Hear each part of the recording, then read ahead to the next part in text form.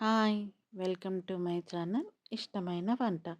ఇవాళ మనం వచ్చేసి పొంగనాల రెసిపీ ఎలా చేయాలో చూద్దాం. జస్ట్ వితిన్ 2 మినిట్స్‌లో అయిపోతుందండి. ఆల్రెడీ మనకి దోసపిండి ఉంటది గదా! ఆ దోసపిండిని ఏం చేయాలంటే కొంచెము ఏమి కావాలంటే అవి లైక్ క్యారెట్, బీట్రూట్ అవన్నీ యేసుకుంటారు గానీ నేను జస్ట్ సింపుల్‌గా అయిపోయేటట్టు ఆనియన్స్ ఒకటే వేసుకుంటున్నాను. పచ్చిమిర్చి వేసుకోవచ్చు, కరివేపాకు వేసుకోవచ్చు. కానీ తినేవాళ్ళు, తినని వాళ్ళు ఉండి చూసుకుంటారు గదా! అవన్నీ ఎవరు ఏం కావాలంటే అది వేసుకోవాలనమాట.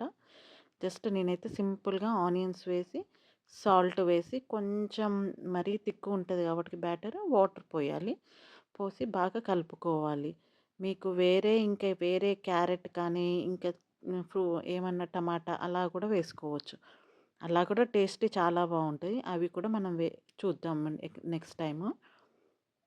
ఇప్పుడొచ్చేసరికి ఒక పాన్ పెట్టేసుకొని ఇది పొంగనాల పాన్ అని అంటారు. మార్కెట్‌లో అడిగితే ఎక్కడైనా దొరుకుతుంది. దాంట్లో కొంచెం ఆయిల్ వేసేసుకొని మనం కలుపుకున్న పిండి ఉంది గదా! ఆ పిండి ఈ వీటిలలో వేసేసుకోవాలి.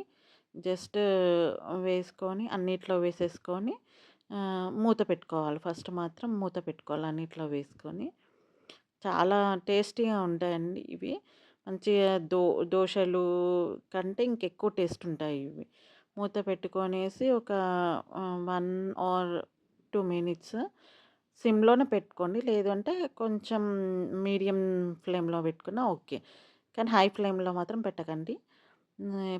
ఇలా గోల్డెన్ బ్రౌన్ కలర్ వచ్చినాక కొంచెం తిప్పేసుకోండి. తిప్పేసుకొని అటువైపు గూడా సేమ్ గోల్డెన్ బ్రౌన్ కలర్ వచ్చినంక స్టవ్ ఆఫ్ చేసేసుకొని సర్వ్ చేసుకోవడమే అండి. జస్ట్ వితిన్ 2 మినిట్స్‌లో అయిపోతది. మీకు మళ్ళీ వెజిటబుల్స్ ఏమన్నా కావాలంటే మాత్రం గ్రేట్ చేసుకొని అందులో వేసుకొని సేమ్ ప్రాసెస్ అండి.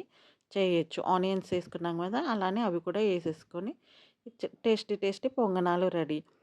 సబ్స్క్రైబ్ చేసుకోండి. Thank you.